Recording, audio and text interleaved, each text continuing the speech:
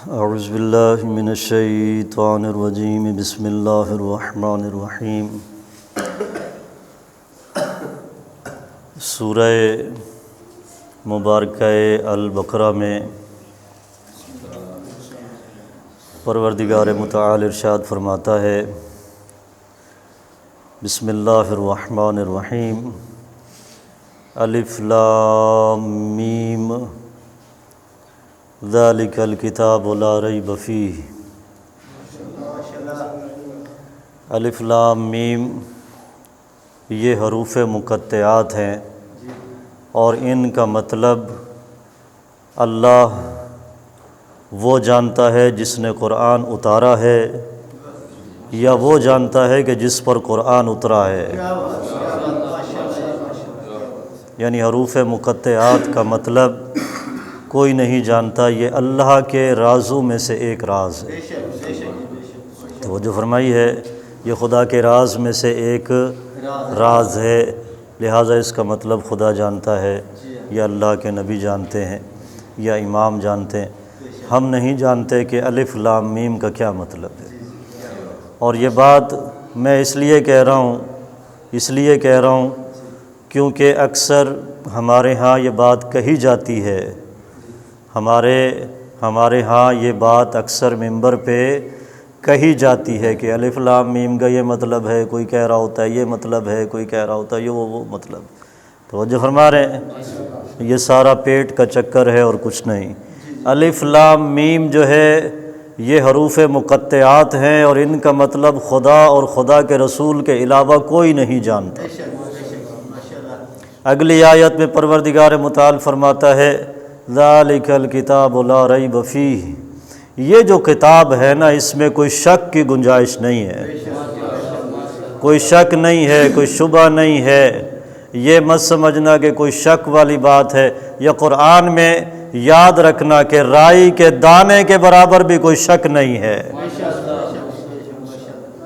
تو لہٰذا کوشش کیجئے کہ قرآن مجید کو سمجھیں، اس کو پڑھیں، اور اس کے بعد یعنی اگلی آیت میں خداوند متعال ارشاد فرماتا ہے، بلکہ اسی آیت میں ذالک الکتاب لا ریب فیہ ھدی للمتقین، کہ یہ قرآن متقین کے لیے ہدایت ہے۔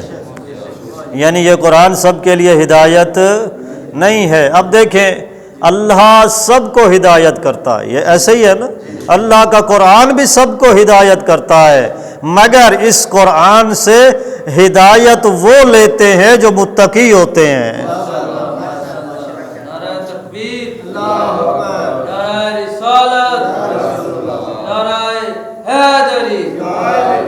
تو لہٰذا یعنی سب اس بات کے حقدار نہیں ہیں کہ سب کو ہدایت ملے۔ قرآن مجید میں یہ ہے کہ ھدی للمتقین، یہ متقین کے لیے ہدایت ہے۔ یہ قرآن متقیوں کے ہدایت کرتا ہے، یہ پرہیزگاروں کی ہدایت کرتا ہے۔ جب اس آیت پہ پہنچتے ہیں نا تو سب جو ہے وہ متقی اپنے آپ کو سمجھنے لگ جاتے ہیں۔ یہ بات ذہن میں رکھیے گا۔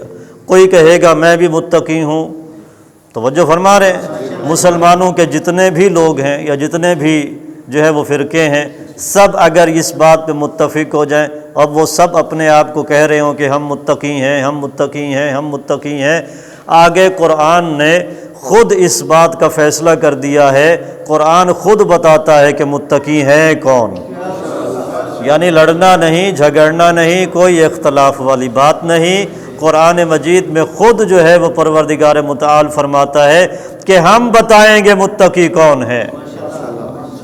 تو لہٰذا اگلی آیت میں پروردگار متعال ارشاد فرماتا ہے، الذین یؤمنون بالغیب، الذین یؤمنون بالغیب، وہ لوگ متقی ہیں کہ جو غیب پر ایمان رکھتے ہیں۔ اب فرشتہ غیب ہے، موت غیب ہے، قبر کے اندر کی باتیں غیب ہیں، آخرت غیب ہے، خدا بھی توجہ فرما رہے ہیں۔ یعنی اب نبی کی نبوت آپ کے لیے ہے یا نہیں ہے؟ آپ کے لیے ہے یا نبی کے لیے ہے؟ یعنی وہ نبوت کا عہدہ، توجہ فرما رہے ہیں، وہ امامت کا عہدہ، اور اسی طرح انسان کے نام اعمال، انسان کی نیتیں، انسان کے ارادے، انسان کے وہ میں کیا کہوں کہ عقیدے، توجہ فرما رہے ہیں، یہ ساری چیزیں کیا ہیں؟ غیب ہیں۔ 12ویں امام،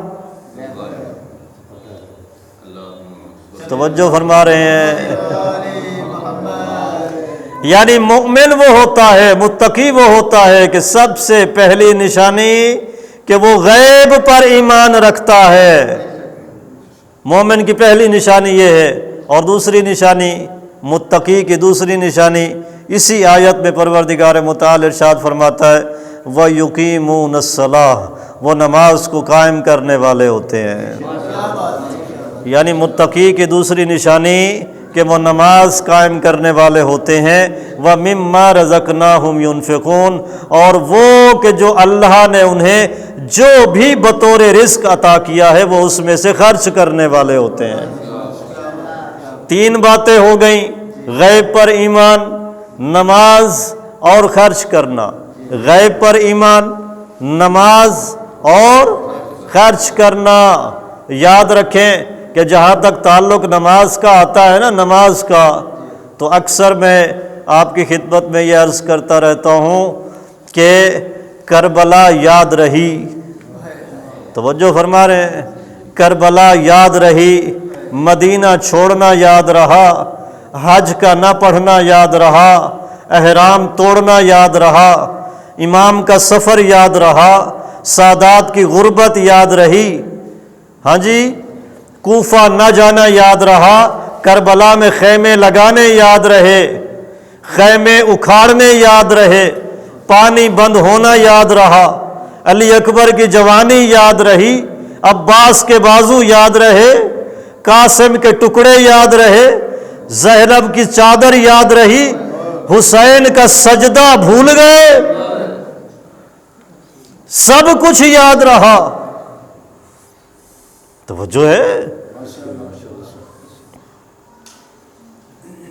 حتیٰ کہ شمر بھی یاد رہا، شمر کا خنجر بھی یاد رہا۔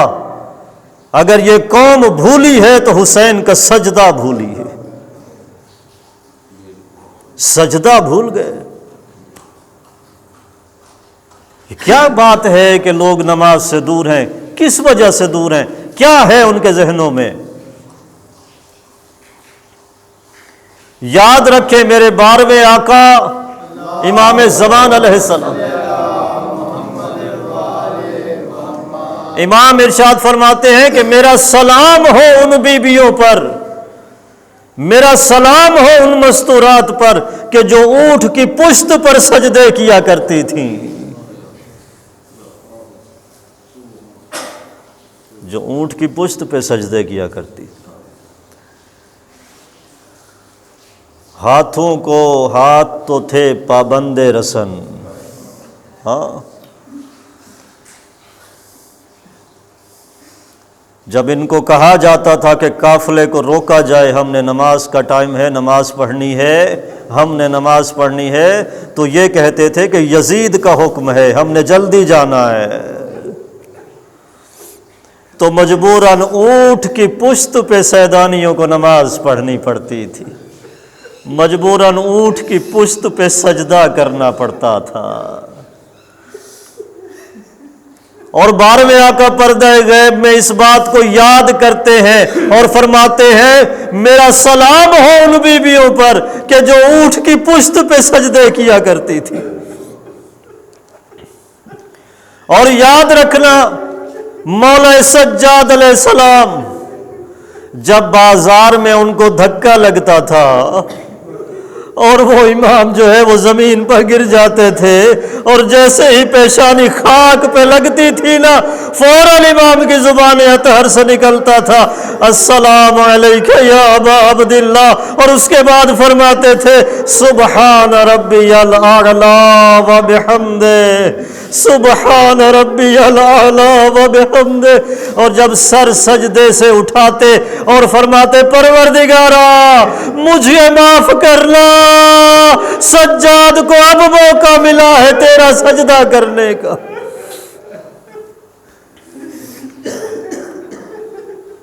مجھے معاف کرنا، سجاد کو اب موقع ملا زمین پہ تیرا سجدہ کرنے کا۔ ایسے ہی سید سجاد نہیں ہوئے ہیں، سجدے کرنے والوں کے سردار ایسے نہیں ہوئے ہیں۔